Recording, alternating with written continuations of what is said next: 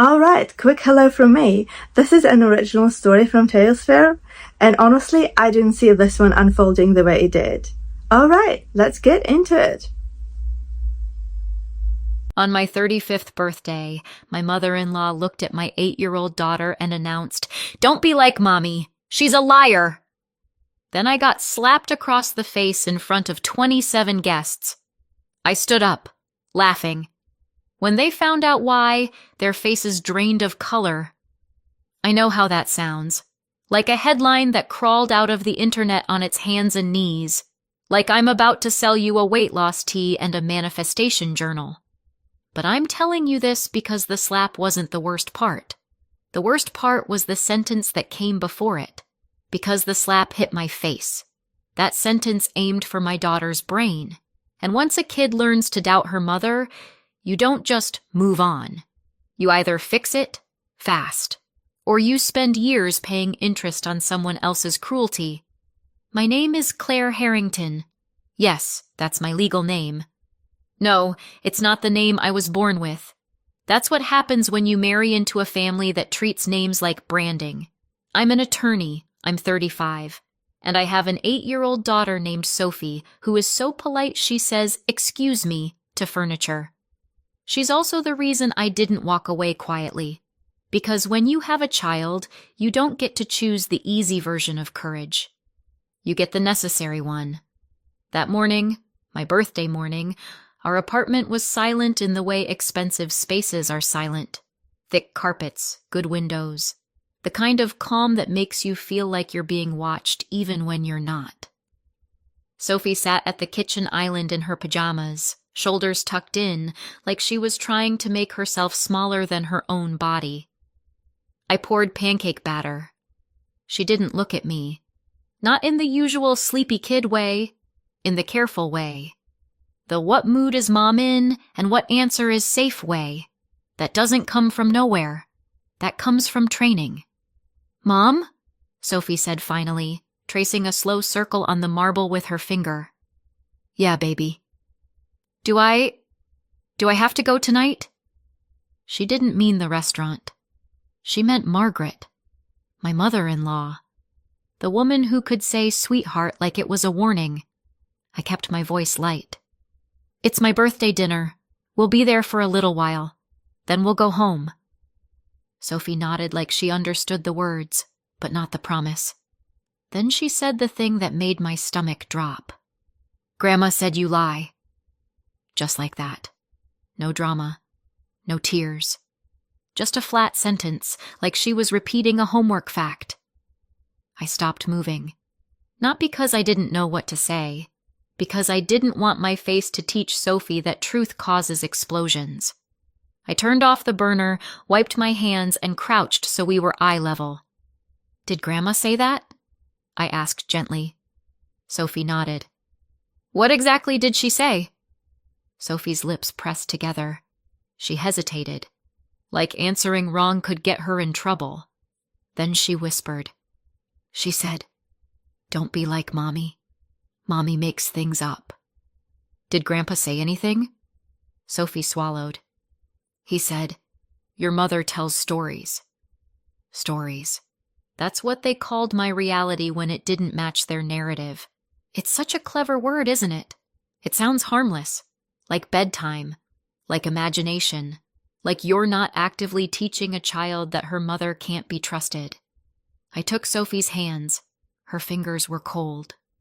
"Soph, look at me." She looked up slowly, and I hated how prepared she looked for consequences. "I'm not perfect," I said. "Sometimes I get things wrong. Sometimes I forget things. But I don't lie to you. Ever." Her shoulders lowered a fraction, like she wanted to lean into that truth, but wasn't sure she was allowed.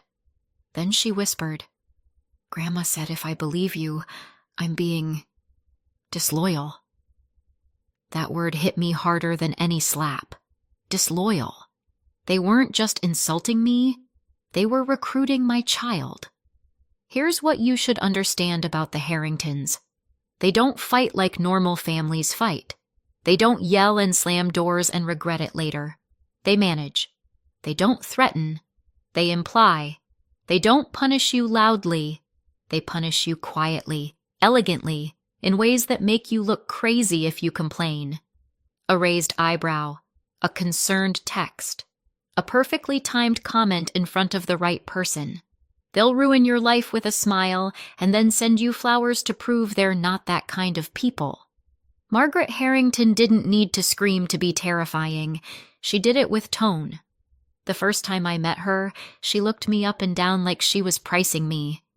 Then she said, "Oh, Claire, you're charming." Charming is what rich people say when they don't mean impressive. Charming is what you call a thing you'd never take seriously. When I married Alex, Margaret made sure I understood the rules, not directly. She never said, "I'm in charge." She said things like, "We're a close family. Alexander needs stability. We value discretion." And then she'd smile like she'd just offered me tea instead of a warning. Alex would squeeze my hand under the table like he was reassuring me, and I'd squeeze back thinking, he's on my side. He chose me. I didn't know yet that Alex had been conditioned to choose his mother the way people choose breathing, not because he wanted to, because he didn't know he had another option. Alex wasn't cruel in a loud way. He didn't call me names. He didn't throw things. He did something more dangerous. He stayed neutral. He'd hear Margaret say something sharp to Sophie, something like, "We don't whine in this family," when my daughter's eyes were full of tears, and he'd just keep eating. He'd watch Sophie flinch at Margaret's touch and say nothing, and if I tried to step in, he'd murmur, "Claire, don't start." Don't start. Translation: don't make my mother uncomfortable. The first time I realized Margaret was working on Sophie, it wasn't dramatic. It was small. We were at Margaret's house for brunch, one of those properties where everything smells like lemon and money. Sophie dropped a fork. The fork hit the floor with a tiny clink. Sophie froze like she'd dropped a grenade. Margaret didn't even look down. She looked at Sophie and said softly, "Clumsy.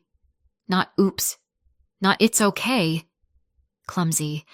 Like it was a personality defect." Sophie's face went red. "I'm sorry," she whispered. Margaret sipped her coffee. "Don't apologize. Fix yourself." And then she glanced at me with a smile. "Children model what they see," she said, meaning, this is your fault. After that, little things started showing up like cracks in glass. Sophie stopped running into my arms when I picked her up from school. She walked, carefully, like she was trying not to appear too excited. She started asking permission before laughing. At bedtime, she'd tell me stories about Grandma's rules. Grandma says good girls don't ask questions. Grandma says crying is manipulative. Grandma says if I say something Mommy said, I have to check if it's true first. Check if it's true first. She was 8. They were making her fact-check her own mother like I was a rumor. One night, Sophie whispered, "Grandma says you get confused." I held her close.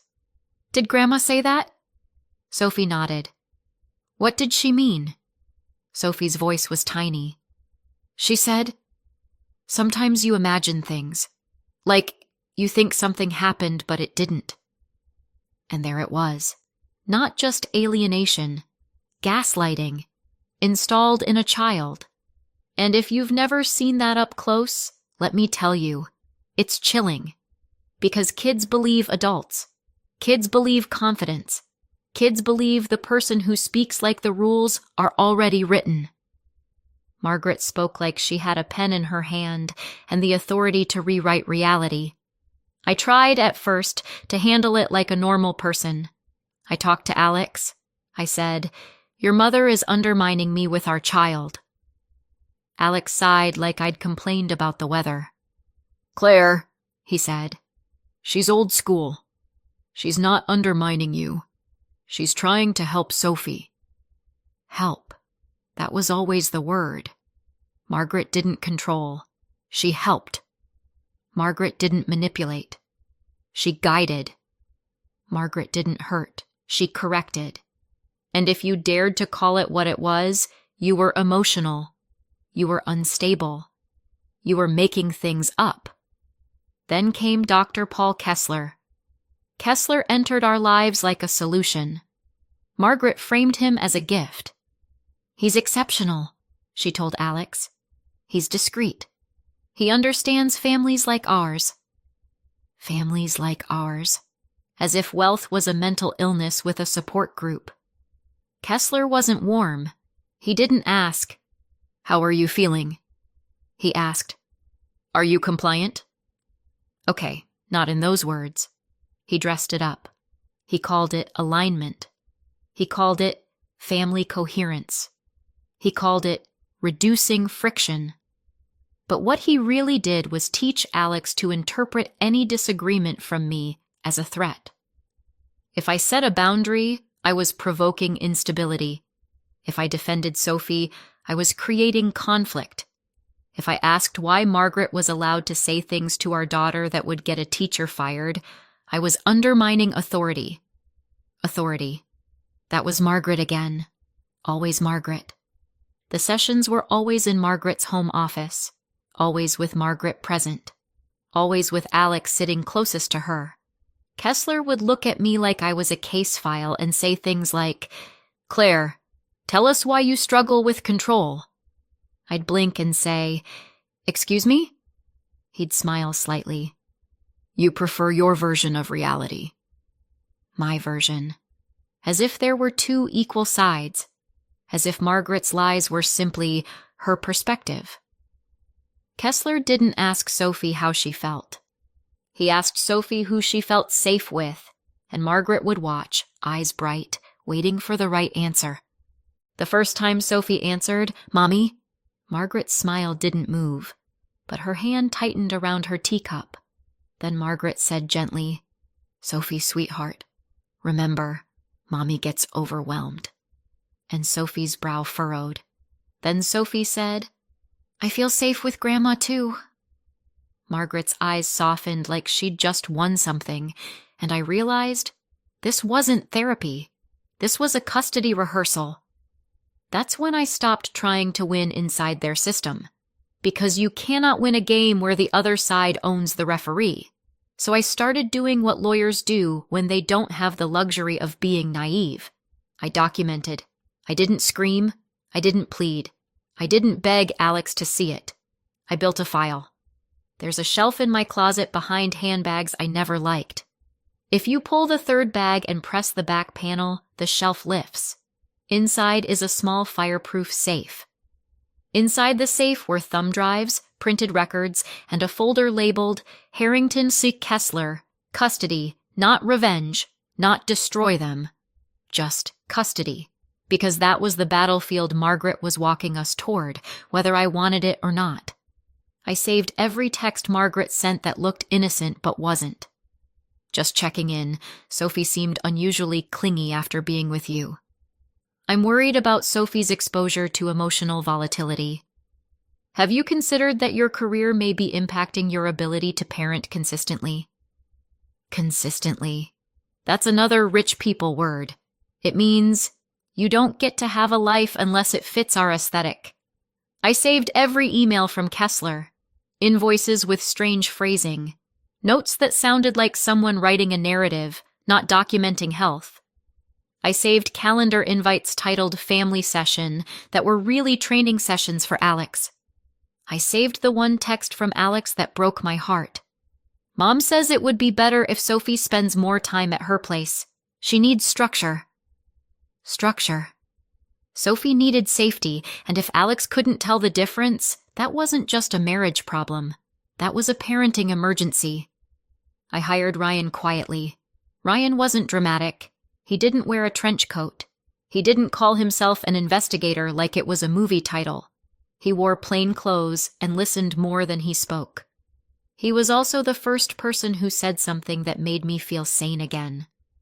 After I told him everything, Margaret, Kessler, Sophie's new fear, Ryan nodded slowly and said, This is classic alienation. And the money stuff? That's just the engine. The control is the point. The control is the point. Exactly. Ryan did what I couldn't do alone. He found patterns. He followed the paper. He connected names and LLCS and transfers. He found the quiet machinery behind the Harrington image. Because the Harringtons weren't just wealthy. They were connected. Donors. Board members. People whose phones got answered. People who believed consequences were for other families. And when people like that commit crimes, they don't do it like amateurs. They do it with spreadsheets. I'm not going to pretend I understood everything at first. I understood family law. I understood courtroom strategy. But the money was a maze. Ryan laid it out for me one night at my kitchen table while Sophie slept down the hall. He slid a folder across the marble. Here, he said. Look at this. Transfers, dates, amounts. He tapped one line. This isn't normal business. This is routing. I stared. Where is it going? Ryan exhaled. Places people go when they don't want anyone to see where the money went. And suddenly, Margaret's polished life looked less like legacy and more like a crime scene with good lighting. The scariest part wasn't the money. It was realizing Margaret wasn't just trying to humiliate me. She was trying to erase me. She was building a story where Claire Harrington was unstable, dishonest, emotionally volatile, and therefore not a reliable parent. If she could get that story into the right hands, she could take Sophie away without ever raising her voice. And if you think that sounds dramatic, you've never watched a wealthy family weaponize concern. Because in a family like the Harringtons, concern is a knife you're expected to thank them for. That's when I did the other thing Margaret never expected. I walked the evidence outside of her world, quietly, to people who didn't care about Harrington parties, people who cared about Harrington paper trails. I didn't walk into an office screaming, "My mother-in-law is evil." I walked in with a binder. I walked in with timelines. I walked in with documented patterns. And when you put facts in front of the right people, they don't roll their eyes. They take notes. By the time my birthday dinner arrived, there were already conversations happening in offices downtown. Sealed doors, neutral voices, words like wire transfers, shell entities, money laundering, obstruction, and witness tampering. There was talk of the Southern District of New York. There was talk of warrants. There was talk of timing. And Margaret, who controlled everything, had no idea she was already late. So when Alex told me, "Dinner will be intimate," I smiled. In Harrington language, intimate means curated. It means every person was chosen for a reason. It means every seat has a purpose. It means the room itself is a weapon. I spent that day the way you spend a day when you know a storm is coming. I worked. I answered emails. I picked Sophie up from school. I listened to her chatter about a class project like my heart wasn't tight as a fist. At one point she asked, "Do you think Grandma will be nice tonight?" I said, "I think Grandma will be herself." Sophie nodded like she understood exactly what that meant. That's not something an 8-year-old should have to understand. When we got home, Sophie got dressed slowly. She chose socks twice, changed them, then changed them again. Small anxiety disguised as choices. Alex came in from the bedroom wearing a suit that cost more than my first car. He didn't look at me when he adjusted his cufflinks. He looked at his phone. His thumb hovered over the screen like he was waiting for permission to breathe. I watched him and felt a strange grief, because I remembered the man he used to be, the man who laughed easily, the man who held Sophie like she was fragile and precious, not like she was a responsibility to be managed. Now he moved like a puppet who didn't know he had strings. On the ride over, Sophie sat between us in the back seat. Alex stared out the window, jaw tense. I watched the city blur past and tried to keep my breathing slow. Not because I was afraid of Margaret, because I was afraid of what Sophie would see. Kids don't forget scenes like this. Kids store them in their bodies, and I was done letting my daughter's nervous system become collateral damage in Margaret's war. We arrived at a private dining room at Hudson Yards, high above Manhattan, where the windows made the city look like a toy set built for rich people. The staff smiled too brightly. The flowers were arranged too perfectly. The air smelled like citrus and quiet judgment. Sophie's hand was in mine, and her fingers were cold. Margaret greeted us at the entrance like she was accepting an award. "Claire," she said, kissing the air near my cheek. "You look lovely." Translation: "You look acceptable." Then she crouched in front of Sophie and adjusted her dress. Not gently, possessively. "My beautiful girl," Margaret said, loud enough for the room to hear. "Say hello, properly." Sophie's mouth opened. No sound came out. Margaret's smile didn't move, but her fingers tightened on Sophie's shoulder. Sophie whispered, "Hi." Margaret patted her cheek. "Good." And then, without looking at me, she added, "See? She listens." I scanned the room the way lawyers scan juries. Faces, body language, allies, risks. 27 guests. I counted. Margaret liked numbers that felt intentional, like nothing in her life was accidental. 27 meant controlled, not random. It meant she'd decided exactly how many witnesses she wanted. There was a state senator, Whitaker, laughing too hard at jokes that weren't funny, the kind of man everyone still called senator anyway. A judge, Caldwell, drinking expensive wine like ethics rules were an optional accessory. A few Harrington executives with smiles that didn't reach their eyes. A couple of family friends whose friendship looked suspiciously like shared secrets. And then, seated with a clear view of our table, like the evening had been built around his line of sight, Dr. Paul Kessler. Kessler lifted his glass at me, not as a greeting, as a challenge. Dinner began. Waiters moved like shadows. Plates arrived like art.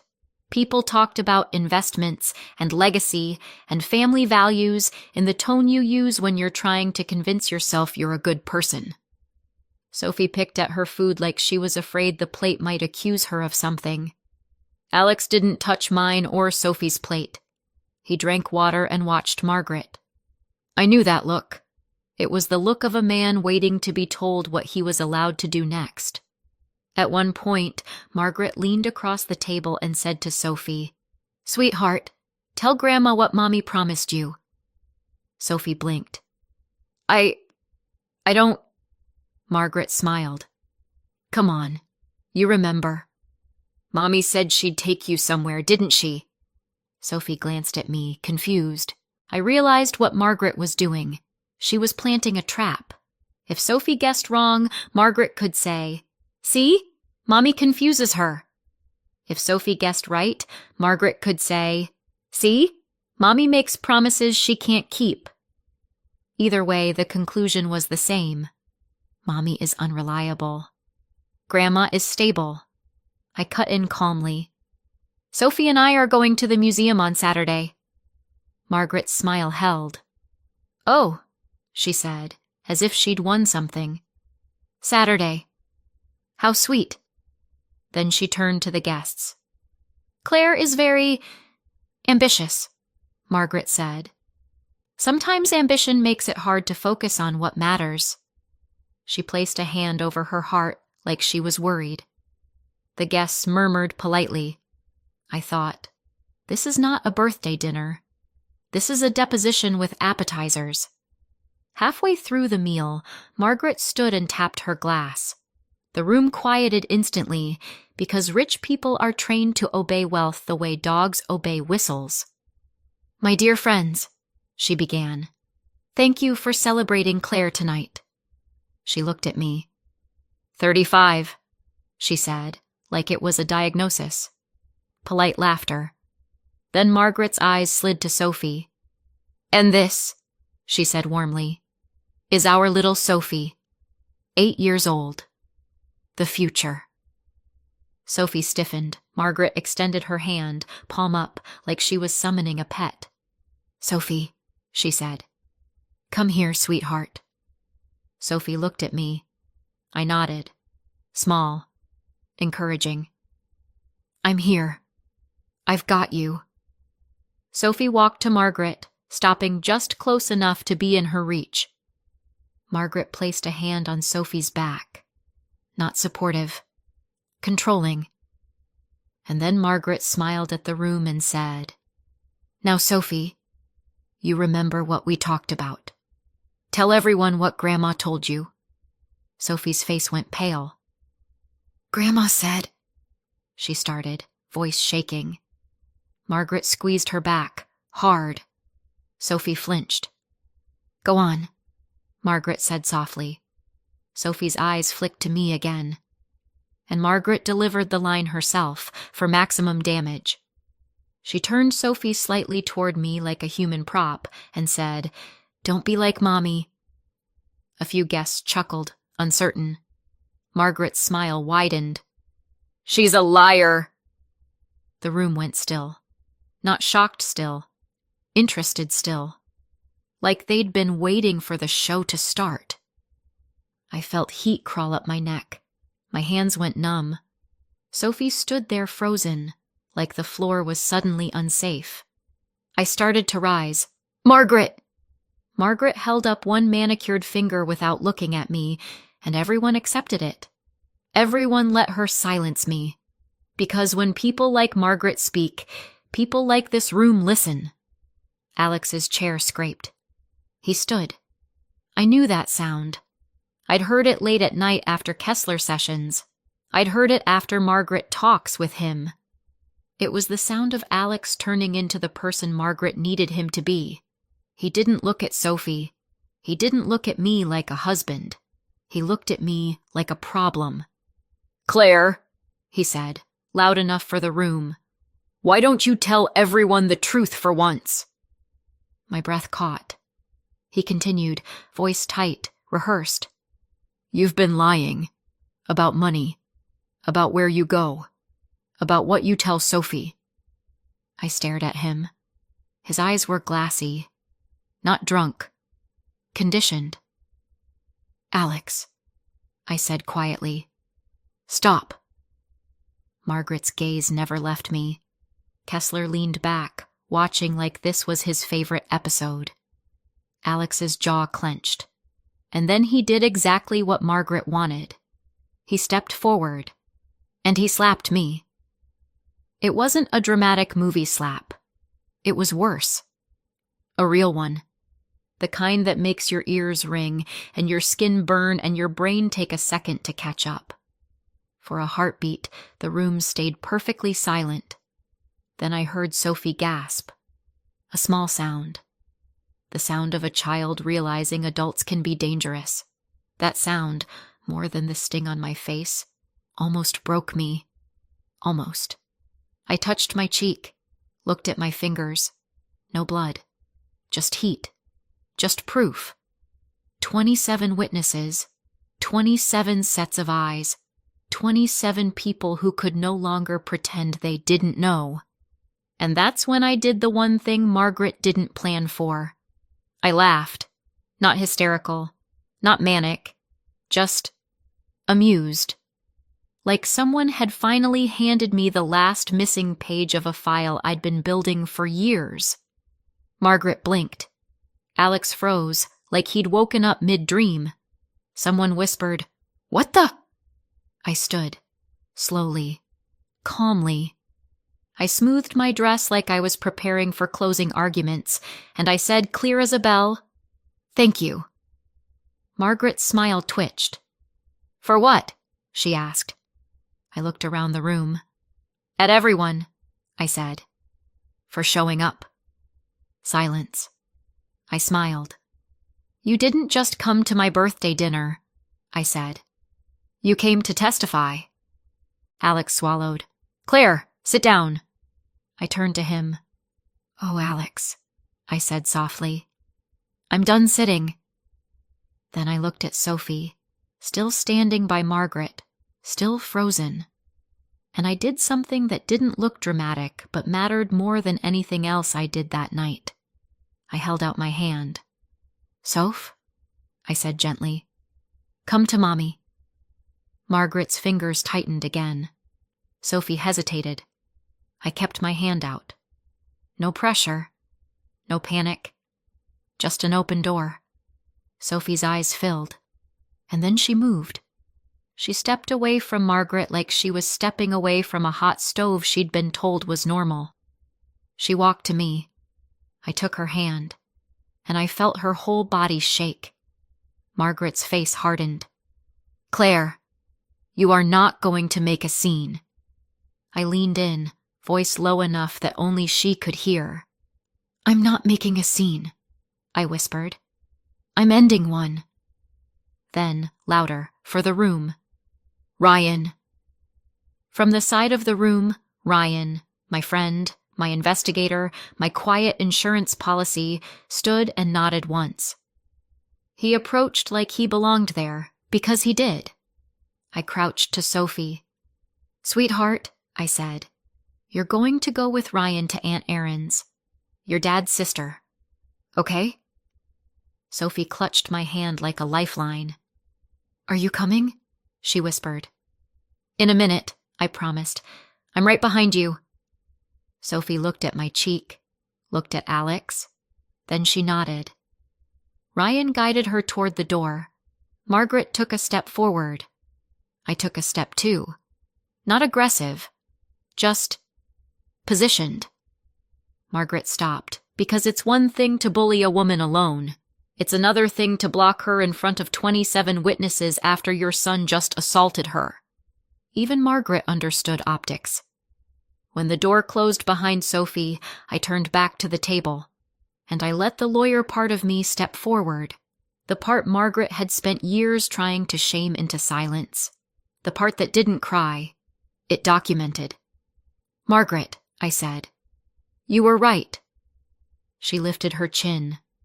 "Of course I was." I nodded. "I have been lying," I said. A ripple went through the guests. Margaret's eyes gleamed. Alex exhaled, like relief. Then I smiled again. "I've been lying," I continued, "about how much I knew." I reached into my clutch and pulled out a small remote. The projector behind the room's art wall flickered. A few guests shifted, uncomfortable. A waiter glanced at Margaret like he wanted permission to exist. I didn't give him a chance to wait. I clicked. A slide appeared. Harrington Group. Flow of funds boxes. Arrows. LLCs with names so bland they sounded like fake people. Transfers with dates. Amounts with too many zeros. A neat little diagram of greed. Someone choked on their wine. Senator Whitaker's laughter died in his throat. Judge Caldwell's face turned the color of paper. Margaret stared. Still. Quiet. Like she didn't believe reality had the audacity. "You can't," Margaret started. "Oh, I can," I said, cheerful. "And the best part? I don't have to convince you." I clicked again. A second slide. Communications, instructions, text message screenshots, email headers, meeting notes with Margaret's friendly tone and very unfriendly intent. Then a third. Dr. Paul Kessler. Billing. Notes. Kessler sat up sharply. "That is confidential," he snapped. I tilted my head. "Doctor," I said, "you bill like a consultant and write like a strategist. Don't insult the room by pretending this is therapy." A few guests shifted, because I'd just said the quiet part out loud. Kessler's jaw clenched. "You obtained those illegally." I smiled. "You're welcome to argue that in court." Then I looked at the room. "Also," I added, "for anyone wondering, I'm an attorney. I didn't build this case with vibes." Margaret's nostrils flared. "Claire," she said coldly, "you're embarrassing yourself." I clicked again. A fourth slide. custody strategy, narrative, and under it, audio. Margaret's voice filled the room, calm and cruel. If Sophie starts repeating what Claire says, correct it immediately. Tell her Mommy makes things up. We need her to doubt Claire's memory. If Sophie believes Claire lies, family court becomes easier. You could feel every guest's spine stiffen. That wasn't old-school parenting. That was intent. That was a plan. Someone whispered, "Oh my God." Another guest muttered, "Is that real?" Kessler's face went tight. Margaret didn't move, but her eyes did. They flicked once, just once, to Senator Whitaker. Like, "Fix this." Whitaker stared at the screen, like, "Absolutely not." Judge Caldwell's glass paused halfway to his mouth. Because even people who live on the edge of ethics tend to hate being caught on camera near the cliff. I clicked again. Another audio clip. Margaret again. "We'll say Claire is unstable. We'll say she's alienating Sophie from Alexander. We'll say she's emotionally volatile." A pause. Then Kessler's voice, smooth as a knife. "If Alexander loses control, it helps. A public incident would support the narrative." The room didn't just go quiet. It went thin, like the oxygen had been pulled out. I touched my cheek again, smiled at Alex. "Oh, look," I said lightly. "We got our public incident." Alex's face drained. Not guilt. Not yet. Fear, because fear is what happens when someone realizes they've been used. Margaret tried to laugh. A little sound. Dry. "You're recording family conversations?" she said, like I was the monster. I shrugged. "My attorney advised me," I said, and then added sweetly, "Oh, wait, that's me." A few guests flinched, because sarcasm feels inappropriate, until you realize it's the only thing holding you upright. Margaret's voice sharpened. "You can't threaten people in my home." "Margaret," I said, "this isn't your home. This is a private dining room with staff and security cameras." Then I smiled at the room. "And before anyone gets any creative ideas," I added, "copies of everything you're seeing tonight are already out of my hands." Margaret's face tightened. "Who did you send them to?" she demanded. I paused, just long enough for it to sting. Then I said clearly, "The U.S. Attorney's Office." A ripple. "And the FBI." Now the ripple became a wave. Because wealthy people don't panic over morality, they panic over jurisdiction. A guest stood abruptly. "This is insane. I'm leaving." "Of course you are," I said pleasantly. "Just remember, leaving doesn't erase what you witnessed." Another guest reached for his phone. I lifted a hand. "Go ahead. Call your lawyer." "I already did." Margaret's voice turned sharp. "Claire, stop this, right now." I looked at her. Really looked. And beneath the polish, beneath the posture, I saw it. Not anger. Terror. Because Margaret didn't fear shame. She feared losing control. Kessler pushed his chair back. "You're destroying a family." I tilted my head. "No, doctor. I'm documenting what you helped build." He snapped. "This is a violation of privacy." I smiled. I love when people say privacy when they mean impunity. Then I clicked again. A final slide. Witness list. 27 present names. Not all of them, obviously, just enough for the message to land. I looked around the room. "Congratulations," I said. "You're all part of the record now." And that's when the door opened. Not softly, not politely. It swung with purpose. A man in a dark jacket stepped in, voice calm as a weather report. "NYPD, and federal agents with a warrant." Behind him, more people entered. Badges. Paperwork. Quiet authority. Rich rooms are used to attention. They are not used to this kind of attention.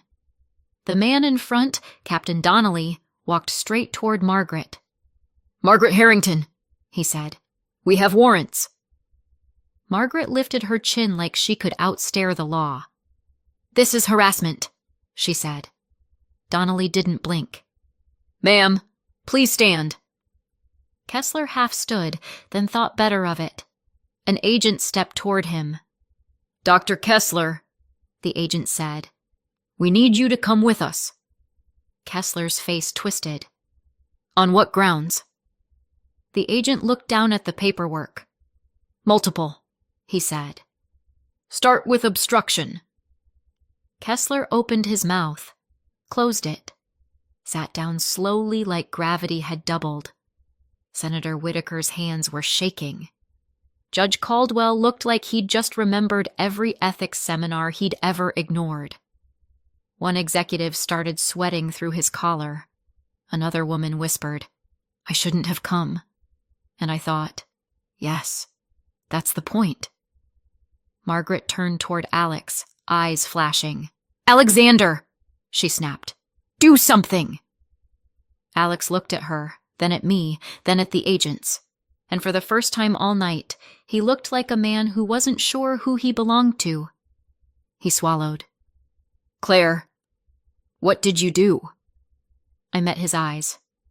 "I protected our daughter," I said. "That's what I did." His voice cracked. I didn't mean..." I held up a hand. "Alex," I said quietly, "you hit me in front of 27 witnesses." He flinched like I'd slapped him back with words.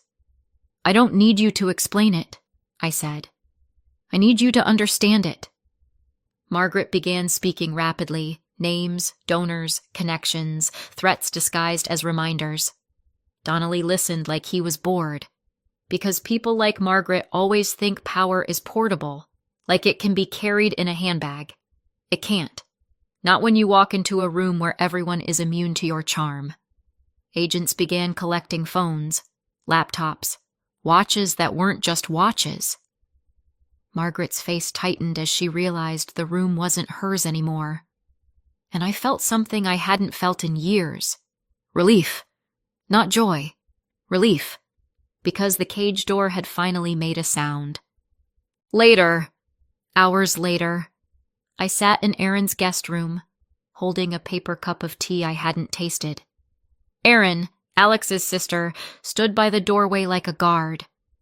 Erin had always been polite in the way family members are polite when they're watching you for weakness, but tonight her eyes were soft. "Are you okay?" she asked. I touched my cheek. "It stings," I said. Erin's mouth tightened. "He hit you." "Yeah," I said. "He did." Erin swallowed. "Sophie?" I looked toward the bed. Sophie was asleep curled around a stuffed animal, cheeks tear-stained, breath steady. "She's here," I whispered. "She's safe." Erin nodded once, fierce. "Good." When Sophie woke in the middle of the night, she padded into the room and climbed into my lap without speaking. Her little arms locked around my waist. She didn't cry. She just held on like she was terrified I might evaporate. I kissed the top of her head. "You're safe," I murmured. After a long moment, Sophie whispered, "Grandma said you'd leave me." My chest tightened. "No," I said immediately. "Never." Sophie's voice was muffled against my shirt. "She said you leave when you're mad." I held her tighter. "Listen to me, Soph," I said.